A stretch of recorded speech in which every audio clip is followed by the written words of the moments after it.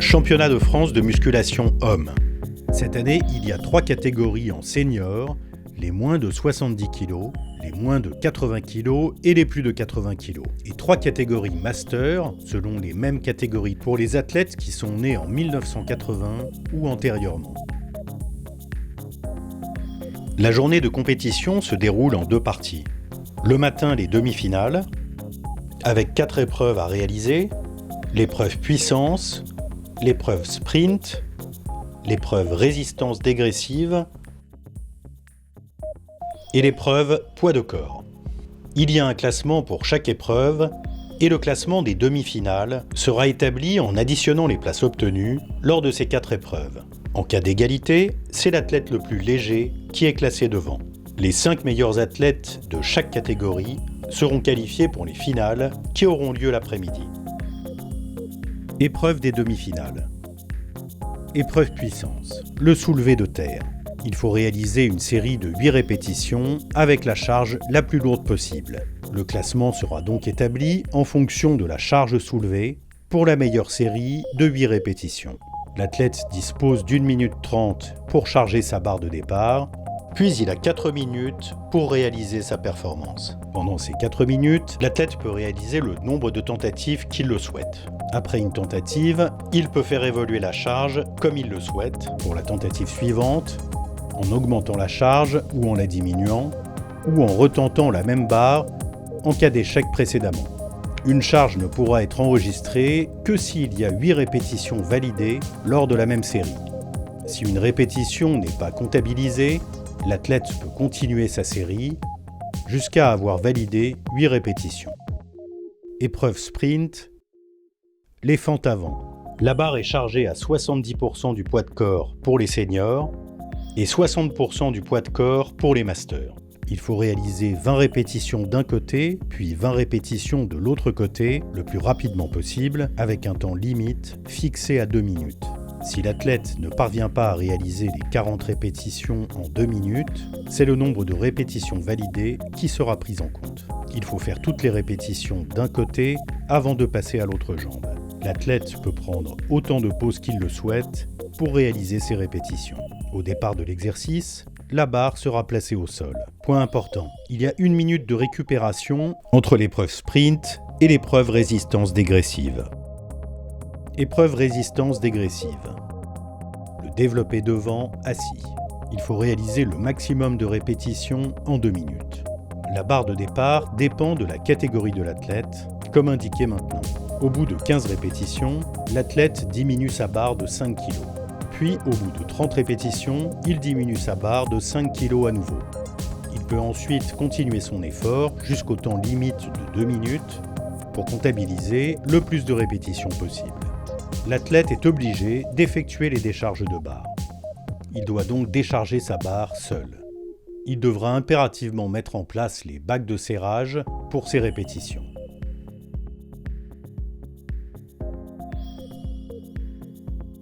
Épreuve poids de corps. Il s'agit d'un circuit de 2 exercices à enchaîner.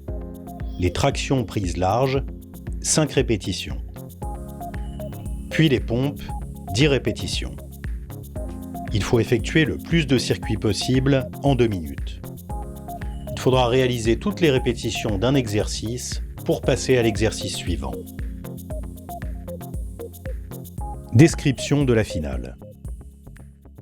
Au programme de la finale, il y a 3 exercices à exécuter le plus rapidement possible. Les dips, 50 répétitions, avec un lest de 10 kg pour les seniors et 100 lest pour les masters. Les squats avant, 20 répétitions, à 90% du poids de corps en senior et 80% en catégorie master. Et le tirage de corde verticale, il faut tirer 100 mètres de corde.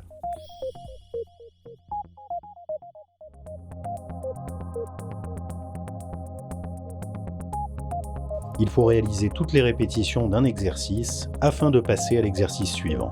L'athlète dispose d'un temps limite de 11 minutes pour effectuer cette épreuve.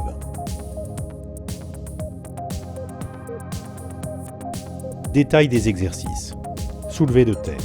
Au départ de chaque répétition, la barre est posée au sol, immobile, pendant au moins 2 secondes.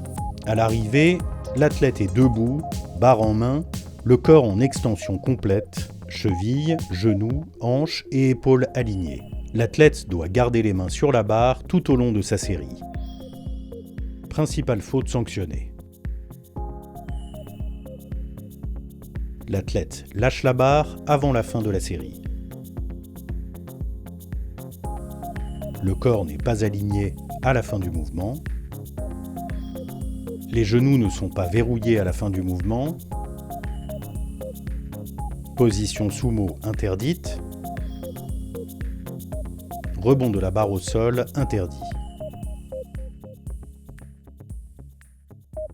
Fente avant. L'athlète est debout avec les 2 pieds derrière une ligne. À l'arrivée, le genou rentre en contact avec le marqueur au sol. Puis le pied avant revient derrière la ligne complètement. Principale faute sanctionnée. Le genou ne touche pas le marqueur au sol. Les 2 pieds ne reviennent pas derrière la ligne à la fin de la répétition. L'athlète passe au deuxième côté avant que les 20 répétitions ne soient terminées sur la première jambe. La barre n'est pas posée sur le haut du dos. Développé devant, assis. L'athlète est assis sur un banc. Au départ de chaque répétition, la barre est sous la hauteur du menton. À l'arrivée, les bras sont tendus au-dessus de la tête, les coudes verrouillés. Faute sanctionnée. Les bras ne sont pas tendus à l'arrivée, c'est-à-dire que les coudes ne sont pas totalement verrouillés. La barre ne descend pas sous le menton. Les fesses décollent du banc. Traction large. L'athlète est suspendu à une barre, genoux fléchis. Au départ de chaque répétition, les bras sont complètement tendus, coudes verrouillés. À l'arrivée, le menton passe au-dessus de la barre. Principale faute sanctionnée. Les bras ne sont pas complètement tendus au départ du mouvement. Le menton ne passe pas au-dessus de la barre. Il y a balancement du corps ou à-coups avec les jambes. Les pompes. L'athlète est en appui au sol, sur les pointes de pied. Les bras sont tendus, le corps forme une ligne droite, les genoux, hanches et épaules sont alignés. La poitrine rentre en contact avec la marque au sol, puis l'athlète remonte jusqu'à avoir les bras tendus, coudes verrouillés. Faute sanctionnée. La poitrine ne touche pas le marqueur au sol. Les coudes ne sont pas verrouillés à la remontée.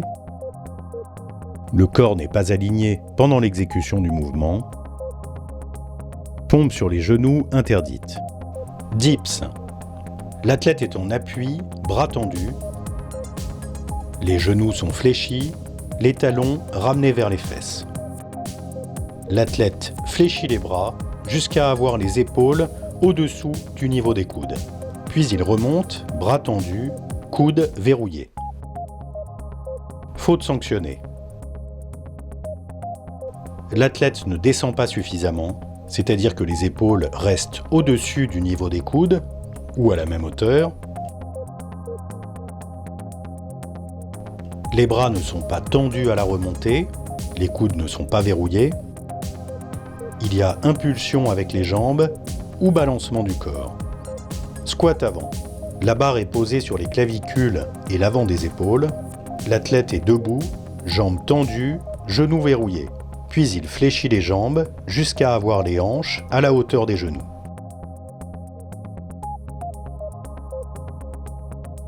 Faute sanctionnée. Manque de flexion des jambes, les hanches restent au-dessus de la hauteur des genoux. Les genoux ne sont pas tendus à la remontée. Tirage de corde verticale. L'athlète est assis, il tire sur la corde jusqu'à avoir déroulé 100 mètres de corde. Faute sanctionnée. Les fesses décollent du banc. Attention, seules les mains doivent être en contact avec la corde.